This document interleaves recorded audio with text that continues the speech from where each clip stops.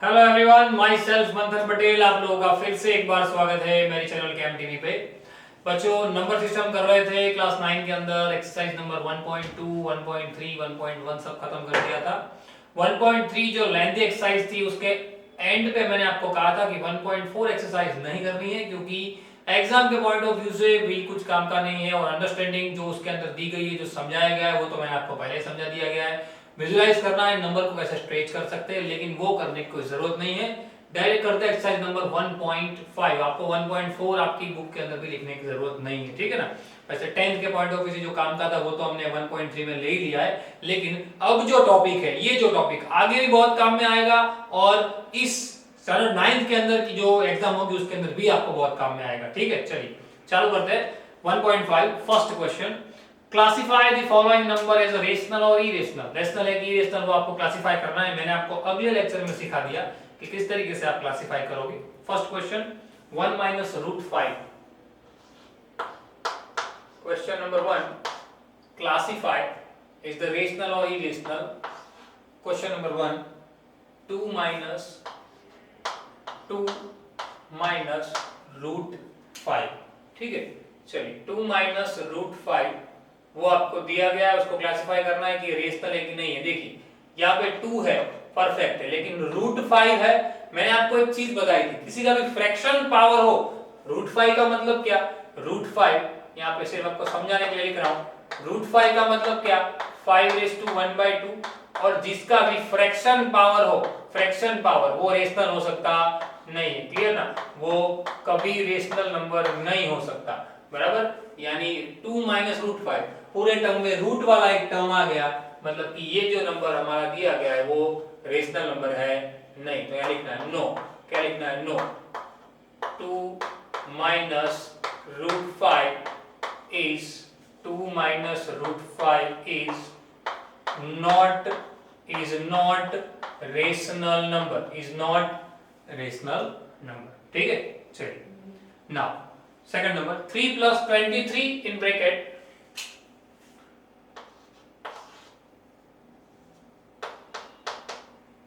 3 plus root 23 जो bracket में है माइनस रूट 23। क्लियर। तो कुछ बच्चे यहाँ पे थोड़ी सी उतावल कर देते हैं, ऐसा लिख देते हैं कि भाई यहाँ पे भी रूट दिख रहा है, मतलब कि ये भी इरेशनल है, मतलब रेशनल नहीं है। ऐसा नहीं है, पहले इसको सिंप्लीफाई करो, सिंप्लीफाई करो, थोड़ा सिंप्लीफाई करोगे तो पता चलेगा कि भाई 3 प्लस रूट 23 ब्रैकेट ओपन करो, माइनस प्लस माइनस रूट 23, तो प्लस रूट 23 और माइनस रूट 23 कट होके आंसर तो 3 आ ही रहा है। मतलब कि हमारा जो आखिरी आंसर बच रहा है उसको तो मैं p/q फॉर्म में लिख ही सकता हूं। देखिए 3/1।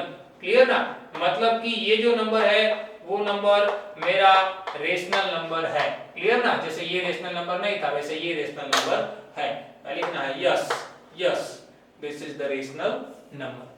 नाउ से third one, 2 root 7 upon 7 root 7।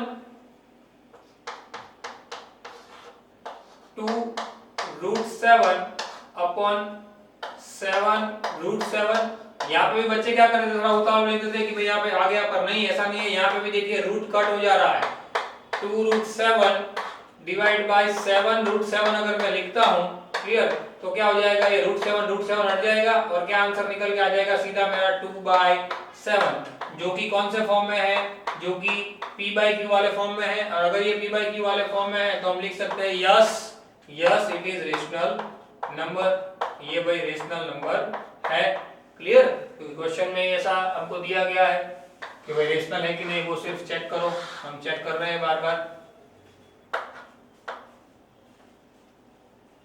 Next question 1 upon root 2। उसके बाद फोर्थ नंबर यहां लिख देता हूं 1 अपॉन रूट 2, तो दिख ही रहा है 1 अपॉन रूट 2 जो है वो डिनोमिनेटर में रूट 2 है। क्लियर। तो रूट वाला टर्म ऊपर जाएगा तो भी वही का वही रहेगा, माइनस पावर रहेगा, मतलब कि ये भी दिख ही रहा है। डायरेक्ट लिख सकते हैं नो। क्या लिख सकते हैं, no, not rational number. Next 2 pi, fifth number. देखिए अब ये क्वेश्चन जरा देखिए, 2 पाई, यहाँ पे एक नई मेथड आएगी। 2 पाई आपको क्वेश्चन के अंदर दिया गया है और पूछा गया कि भाई ये जो नंबर है वो रेशनल है या नहीं है। तो यहाँ पे आपको चेकआउट करना है कि पाई नंबर जो है वो रेशनल है कि नहीं है। तो अलग अलग जो भी क्वेश्चन हमने पढ़े, देखिए वैरायटी वाले क्वेश्चन में पहले √5 आया, फिर √23 आया, फिर √7 आया। अब यहाँ पे तो रूट वाला कोई नंबर नहीं है ना, देखिए रूट वाला कोई नंबर दिख रहा है नहीं, पर फिर भी ये नंबर क्या होता है, इरेशनल होता है। क्या होता है, फिर भी ये नंबर इरेशनल नंबर होता है, यानी कि ये रेशनल नहीं होता, ये इरेशनल होता है। मतलब आप लिख सकते हैं नॉट रेशनल नंबर, नो। क्यों ऐसा मैं आपको बताता हूं, no 2π is not rational number but is the irrational number. Why? Bracket लिख देता हूं, y 2π, उसके अंदर ये जो पाई है वो पाई क्या है, कांस्टेंट है। क्या है, पाई क्या है, कांस्टेंट। क्लियर।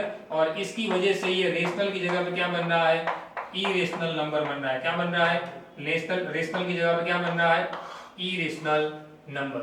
ठीक है, तो खास ध्यान रखिएगा, मिस्टेक ना हो। बराबर, ये 2π वाला क्वेश्चन है, उसको आईएमपी कर दीजिए, मैं उसको स्टार्ट कर देता हूं। ठीक है, काम का क्वेश्चन है, ध्यान रखिए खास। रेडी, चलिए आगे बढ़ते हैं। उसके बाद क्वेश्चन नंबर 5 हो गया। देन आफ्टर क्वेश्चन नंबर 6 नहीं है, क्वेश्चन नंबर 2 सीधा टाइटल लगाइए, क्वेश्चन नंबर 2। चलिए, simplify each of the following expression. क्या बताया गया है, सिंप्लीफाई करना है। बहुत इजी है, वो तो आपको बहुत आसानी से आ जाएगा, क्योंकि आपको सिर्फ उसके अंदर जो भी टर्म दिए हैं वो टर्म ही आपको लिखने हैं। Clear, simplify the following, simplify करना है। चलिए, फर्स्ट 3 + √3 2 + √2, 3 + √3 2 + √2। क्लियर, दो ब्रैकेट दिए हैं, तो सिखा दिया मैंने, इसलिए आपको पॉलिनोमियल पहले इसलिए सिखाया था कि पता चल जाए। चलिए, ये नंबर यहां मल्टीपल करूं, ये नंबर यहां मल्टीपल करूं, फिर ये जो दूसरा है वो पहले के साथ, दूसरा है वो दूसरे के साथ। क्लियर। चलिए, 3 × 2, 3 2 6 प्लस 3 × √2, कुछ नहीं, एज इट इज 3√2। क्लियर ना, 3 √3 × 2 एज इट इज 2√3, क्योंकि मल्टीप्लाई में तो दोनों साइड लिख सकते हैं। एंड √3 × √2 √6। क्लियर ना, क्या लिख सकते हैं, √6। अंदर मल्टीपल हो सकता है क्योंकि रूट के अंदर ही है। अब देखिए, यहाँ पे कुछ बच्चे क्या करेंगे, ऐसा कर देंगे भाई, 2√3 एंड 2√2, सॉरी 3√2 एंड 2√3 दोनों मिला के 5√3 कर देंगे सीधा, या 5√2 कर देंगे। ऐसा नहीं होगा, इसका कोई आंसर ही नहीं आता, ये यहीं पे रुक जाता है, ये जो है वो यहीं पे रुक जाता है। क्लियर, इस बात का ध्यान रखना खास, ये क्योंकि ना ही इन दोनों का टोटल हो सकता है, ना ही हमारे पास 6 के रिलेटेड कोई क्वेश्चन है, साथ में कोई टर्म है, और ना ही √6 के रिलेटेड कोई टर्म है। क्लियर। हाँ, अगर ऐसा होता 3√3 + 2√3 तो मैं कर सकता 5√3, पर ये तो √2 है और ये √3 है, मतलब उन दोनों को ऐड कर सकते नहीं है। ठीक है, खास ध्यान रखिएगा इस बात का। चलिए, क्वेश्चन नंबर 2, सॉरी, हाँ क्वेश्चन नंबर 1 था ये। देन क्वेश्चन नंबर 2, 3 + √3 3 - √3, क्या दिया गया है, 3 + √3 एंड 3 - √3। देखिए, अगर आपको पॉलिनोमियल आता है तो आप सीधा लिख सकते हो, क्या, here it is in the form of a + b and a - b। दिख रहा है, देखिए a सेम है, b भी सेम है, तो उसका ये आंसर क्या लिख सकते हैं हम, a² - b² लिख सकते थे ना। क्लियर ना, according to this formula a + b a - b क्या बनता है, a² - b²। तो क्या लिख सकते हैं, इस क्वेश्चन के अकॉर्डिंग a हमारा क्या है, 3, यानी a² - b क्या है मेरा, √3, यानी ये उसका स्क्वायर, 3 का स्क्वायर 9, √3 का स्क्वायर रूट कट, सिर्फ 3, 9 - 3 क्या आ गया आंसर, 6। यानी नॉर्मल सा सिंपलीफिकेशन है जो हो गया, सिंपल ना। चलिए आगे बढ़ते हैं, √5 + √2 whole square, √5 + √2 whole square, √5 + √2 whole square. अब ये एडिडिटी भी आप 8th के अंदर पढ़ के आए हो, तो आपको पता ही है ये चीज किस तरीके से करनी है। ठीक है ना, रेडी। तो क्या दिया गया है, a + b होल स्क्वायर दिया है ना, according to formula, according to our formula, a + b whole square क्या था, a² + 2ab + b²। याद करो क्या नाम दिया था इसको, परफेक्ट स्क्वायर ट्रायनोमियल। क्या कहा था, perfect square ट्रायनोमियल, a² + 2ab + b²। तो यहाँ पे यही फॉर्म है, देखिए a plus B whole square, तो क्या लिख सकते हैं ए स्क्वायर यानी √5 का स्क्वायर प्लस 2ab यानी √5 into √2 2ab plus b square यानी √2 का स्क्वायर। क्लियर ना? देखिए क्या लिख दिया मैंने, a square plus 2ab plus b square according to this formula. चलिए 5 का स्क्वायर, स्क्वायर रूट कट यानी 5 प्लस 2 √5 इंटू √2 √10 5 2 10 रेडी प्लस √5 माफ कीजिए √2 का स्क्वायर, स्क्वायर रूट कट कितना बचेगा 2 5 प्लस 2 कितना आएगा 7 प्लस 2 √10, तो ये यहाँ पे सिंप्लीफाई हो गया, सिंपल। क्लियर ना? बहुत इजीली सिंप्लीफिकेशन है, कुछ इसका करना नहीं है। रेडी और लास्ट में √5 minus √2 √5 plus √2, fourth number √5 minus √2 and √5 plus √2। Clear? तो ये भी यही वाला फॉर्मूला हो गया, मैं वापस नहीं लिख रहा हूं लेकिन यही चीज है, देखिए ऊपर ही है, यही वाला फॉर्मूला है। a minus B a plus B, क्या लिख सकते हैं a square minus B square यानी कि a स्क्वायर आपको पहले लिखना है according to this formula a square minus b square is equal to a minus b a plus b, so we can say a minus b a plus b is equal to a square minus b square, so √5 का square 5 क्योंकि square फिर हट गया, √2 का square 2 वहां पे भी हट गया, कितना आंसर आ गया 3। रेडी? यानी ये सब नॉर्मल सिंप्लीफिकेशन है, सिर्फ सिंप्लीफाई करना है सारी चीजें। वो मैंने आपको पॉलिनोमियल के अंदर इसीलिए सिखा दिया, पहले इसलिए मैंने सेकंड लेसन लिया था क्योंकि ये सारी बातें आपको पता चले प्रॉपर्ली, मल्टीप्लाई का जो रूल है वो पता चले, जो हमारे फैक्टर वाले रूल है वो आपको पता चले, मेन जो बेसिक आइडेंटिटी है वो भी आपको पता चले। ठीक है ना? ये सारी बातों को अच्छे तरीके से लिख दीजिए, प्रॉपर प्रैक्टिस कीजिए। ठीक है? उसके बाद आगे बढ़ते हैं, ले लीजिए पहले तो फटाफट से स्क्रीनशॉट ले लीजिए। पहले बच्चों आगे बढ़ते हैं, क्वेश्चन नंबर 3 की ओर जाते हैं। एक क्वेश्चन है छोटा सा, चेक कर लेते हैं और बहुत ही काम का क्वेश्चन है। Recall pi is defined as the ratio of circumference of circle which say c, circle to the diameter ratio d, sorry say d, that is the pi is equal to c by d। then question ऐसा है, मैं आपको समझा दूं पहले तो कि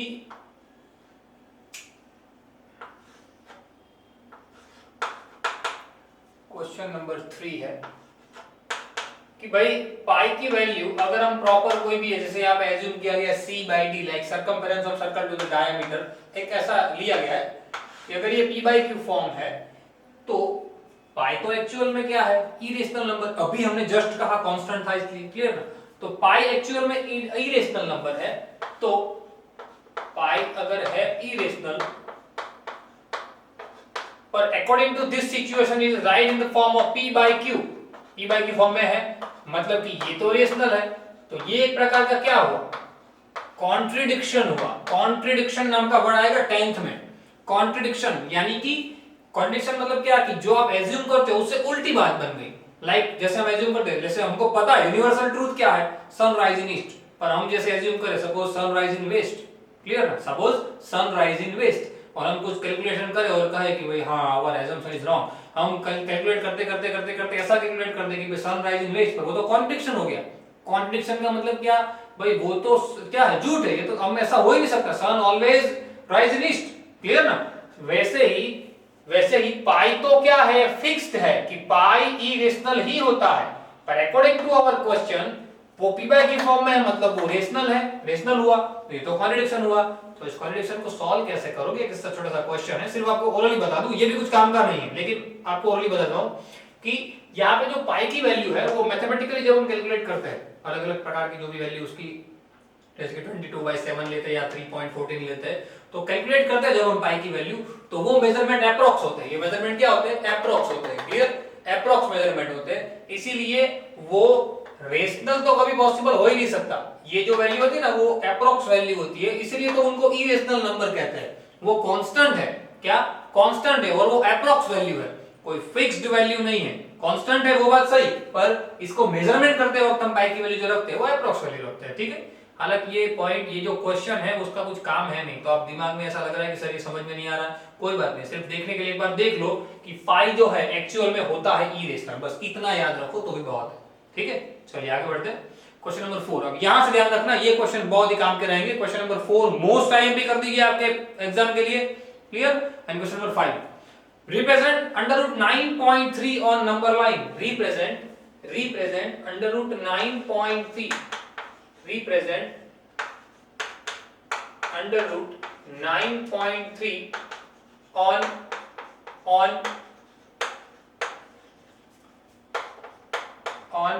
number line, clear ना। नंबर लाइन पे रिप्रेजेंट करो, जैसे हमने नंबर लाइन पे रिप्रेजेंट किया था रूट 2 को, माफ कीजिए रूट 5 को मैंने आपको रूट 16 करने के लिए दिया था अगले सेशन के अंदर, क्लियर ना, अगले लेक्चर्स के अंदर। तो यहाँ पे नंबर लाइन जो है उसके ऊपर ये वाला नंबर अब रिप्रेजेंट करना है। तो मैंने आपको तभी बताया था कि एक ऐसा नंबर आएगा थोड़ा डिफरेंट होगा, कैसे करेंगे ध्यान रखिएगा, खास थोड़ी अलग मेथड है इसके लिए।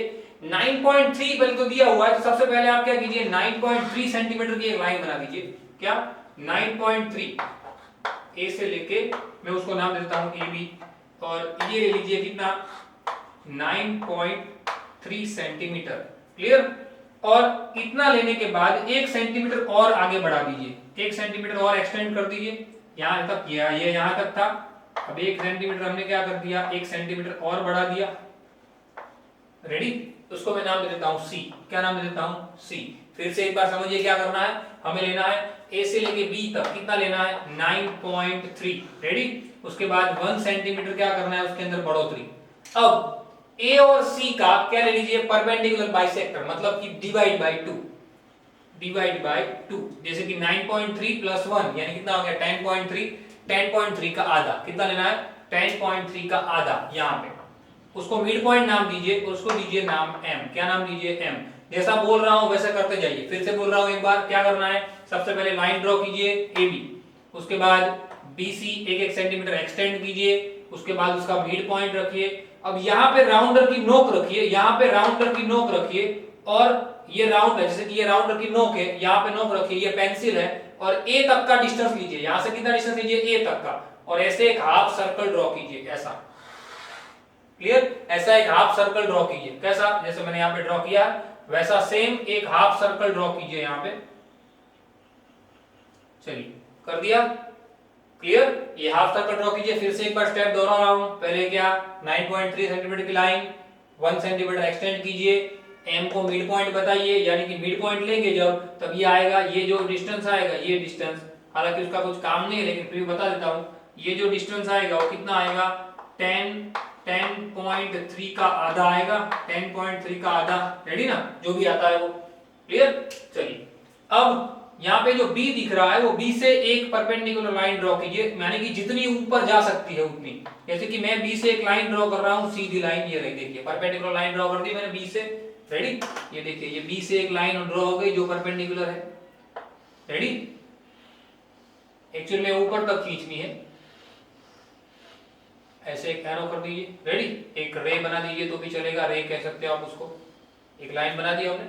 अब हमारी ये जो लाइन थी सी वाली लाइन, उसको थोड़ा सा एक्सटेंड कर दीजिए, क्या कीजिए थोड़ा सा एक्सटेंड कर दीजिए। पहले सबसे पहले क्या किया था, ये जो हमने बनाई थी 9.3 की, उसके बाद 1, ये अप्रोक्स, ये क्या करना है अप्रोक्स, थोड़ा सा, कोई फिक्स मेजरमेंट नहीं, बल्कि क्या कीजिए अप्रोक्स थोड़ा सा एक्सटेंड कीजिए। अब यहाँ पे जो इंटरसेक्शन हुआ है, यहाँ पे उस इंटरसेक्शन को नाम दे दीजिए कोई भी, जैसे मैंने नाम दिया M तो नाम आ गया है, मैं उसको नाम दे देता हूँ फॉर एग्जांपल P, क्या नाम देता हूँ P, इस पॉइंट को।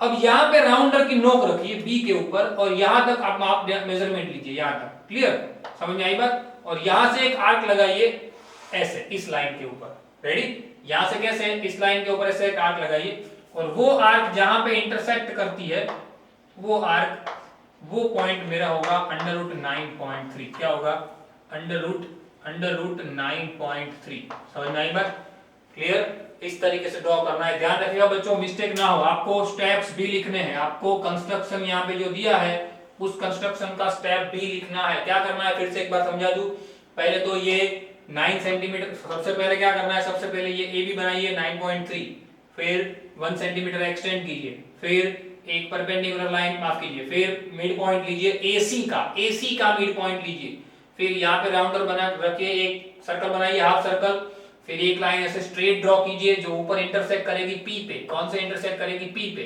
फिर यहाँ पे राउंडर रखिए बी तक और यहाँ से एक ऐसे आर्क बनाइए, यहाँ पे जो इंटरसेक्शन होगा वो पॉइंट मेरा होगा क्या? अंडर रूट क्या होगा? 9.3। क्या होगा? Under root 9.3। ये मेरा फाइनल नंबर लाइन के ऊपर का रिप्रेजेंटेशन बनेगा।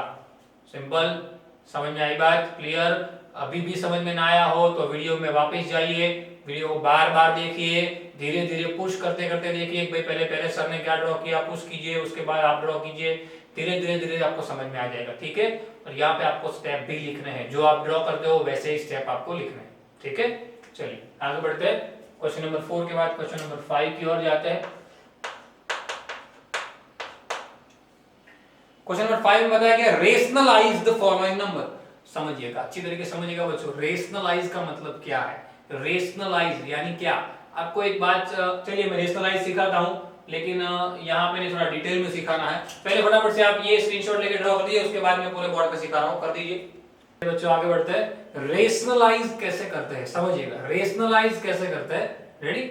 समझिएगा, रेशनलाइज करने का मतलब क्या है।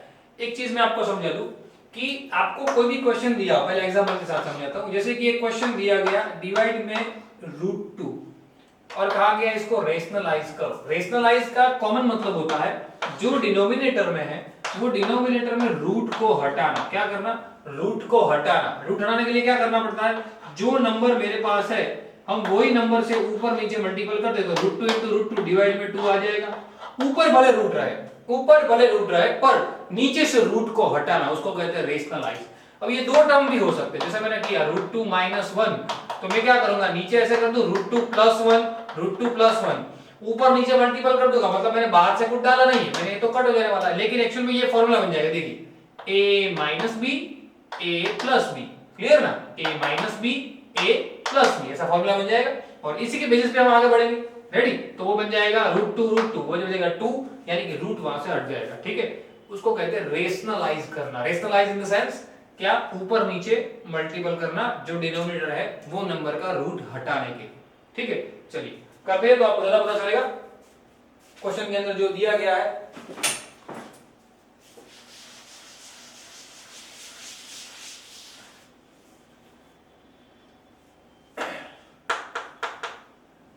क्वेश्चन नंबर 5 का फर्स्ट 1/√7 क्या बताया गया है? 1/√7। क्लियर? तो 1/√7 में से डिवाइड में से √7 को हटाना हो तो रेशनलाइज करने के लिए क्या करना पड़ेगा? ऊपर नीचे मल्टीप्लाई करने का √7 से, ऐसे। क्लियर ना? तो क्या हो जाएगा? √7 × √7 क्या हो जाएगा? 7, ऊपर √7 बन जाएगा √7, तो ये हो गया रेशनलाइज। मतलब कि डिनोमिनेटर में से रूट हट गया, सिंपल मेथड। क्लियर ना? चलिए ये फर्स्ट, देन आफ्टर सेकंड की बात करते हैं। सेकंड क्वेश्चन है 1/√7 - √6। 1/√7 -√6। क्लियर? अब इसको सॉल्व करते हैं। उसको सॉल्व किस तरीके से करेंगे जरा देख लेते हैं। देखिए 1/√7 -√6 मल्टीप्लाई कैसे करेंगे? ऑपोजिट साइन से ऊपर नीचे मल्टीप्लाई करते हैं। कैसे करेंगे? ऑपोजिट साइन, यानी कि √7 के बीच में माइनस है, दोनों के बीच में, तो मैं क्या कर दूंगा? प्लस। क्या कर दूंगा? प्लस, यानी √7 + √6 ऊपर नीचे मल्टीपल कर दिए, यानी कि नीचे एक फॉर्मूला बन गया। देखिए क्या बना, अगर मल्टीप्लाई कर दूं तो क्या बन जाएगा? नीचे देखिए √7 - √6 into √7 minus √6 into √7 plus √6। ऊपर √7 plus √6 वन जा as it is, √7 plus √6। Ready ना? हमने क्या किया? सिर्फ मल्टीपल किया है ऊपर नीचे। अब ये देखिए ये फॉर्मूला बन गया a - b a + b बन गया ना? तो फॉर्मूला हम लिख सकते हैं कैसे? ऊपर तो एज इट इज, ऊपर तो कोई चेंज नहीं आएगा, √7 plus √6 divide bye a - b a + b, a² - b² यानी √7 का स्क्वायर माइनस √6 का स्क्वायर। क्लियर ना, ए और बी जो हमारे है वो। वापिस ऊपर कोई चेंज नहीं, √7 plus √6 square root cut 7 minus square root cut 6, यानी √7 plus √6 divide by 7 minus 6 1, divide तो ना लिखो वैसे भी चलता है। So √7 plus plus √6, simple. ठीक है, आसानी से निकल गया आंसर। ये हो गया रेशनलाइज, डिवाइड में जो रूट था वो हट गया। ठीक है, उसको कहते हैं रेशनलाइज करना। ठीक है, याद रखिएगा, खास काम के सम है और एग्जाम के अंदर आ सकते हैं। चलिए नेक्स्ट है 1/√5 प्लस √2। 1/√5 plus √2, 1/√5 plus √2। कैसे उसको रेशनलाइज करेंगे? तो जो नंबर दिया है उसके ऑपोज नंबर से मल्टीपल कर देते हैं। √5 प्लस √2 है तो ऊपर नीचे मल्टीपल कर देते हैं √5 माइनस √2 से। किससे? √5 माइनस √2 से मल्टीपल कर देंगे। क्लियर? तो ऊपर वाला ऊपर मल्टीपल कर देता हूं मैं, नीचे वाला नीचे कर देता हूं। क्या बन जाएगा? √5 माइनस √2, 1 जा √5 माइनस √2, नीचे a प्लस बी। देखिए वापस फॉर्मूला बन गया a plus B, a minus B, यानी कि a square minus B square, a square minus B square. Simple. √5 minus √2 as it is, उसमें तो कोई चेंज नहीं आएगा। ऊपर दो, नीचे square root cut, square root cut 5 minus 2, यानी क्या आ जाएगा सीधा आंसर √5 माइनस √2 डिवाइड बाय 3। देखिए रेशनलाइज हो गया, डिनोमिनेटर रेशनलाइज हो गया, यानी कि वहां से रूट हट गया। क्लियर? आखिरी सम 1/√7 माइनस 2, 1/√7 माइनस 2। चलिए एक ही रूट वाला टर्म है लेकिन है तो साथ में ही, सब्ट्रैक्टिव टर्म एक साथ में है, तो हमें क्या करना पड़ेगा? ऑपोजिट साइन लेनी पड़ेगी। साइन लेनी पड़ेगी, ऊपर नीचे मल्टीपल कर देते, सॉरी रूट नहीं है। सो √7 प्लस 2, सिंपल ना। रूट हटाने के लिए क्या करना पड़ेगा? नीचे वापस से फॉर्मूला बन गया। देखिए a minus B, a plus B. Ready? Question में डायरेक्ट कर दिया है मैंने। सो ऊपर क्या हो जाएगा? √7 प्लस √2।